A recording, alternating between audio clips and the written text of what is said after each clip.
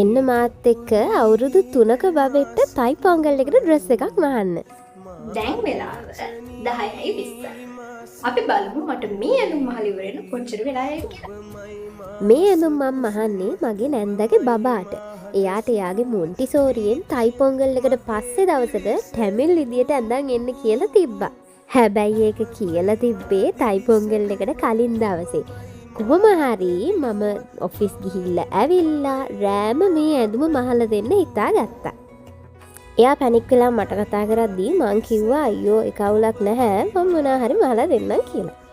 එයාට ඕන උනේ ලස්සන ස්කර්ට් එකක් එක්ක ටැමිල් විදියට පේන টොප් එකක්. කොහොම හරි වැඩේ කියන්නේ තයි පොංගල් එක දවසේ මායි නැන්දයි දෙන්නම වැඩක් දාගෙන තිබුණ නිසා මට ගිහිල්ලා ඇඳුම දෙන්නවත් එයාට ඇවිල්ලා ඇඳුම ගන්නවත් වෙලාවක් තිබුණේ නැහැ. පස්සේ මම කිව්වා හරි කමක් නැහැ මම මේක රැට මාලා ඉවර කරන්නම්. මාමට පිටත් වෙන්න කලින් පාන්දරට හරි ඇවිල්ලා ඇඳුම ගන්න කියලා. ඊට පස්සේ මම මේක මහලා ඉවර කරා රෑම. මෙන්න මේ වෙලාව වෙද්දි තමයි ඔන්න මම ඇඳුම මහලා ඉවර කරේ. බබාගේ තව ෆොටෝස් දැම්මම මම තව වීඩියෝ එකකින් දාන්නම්.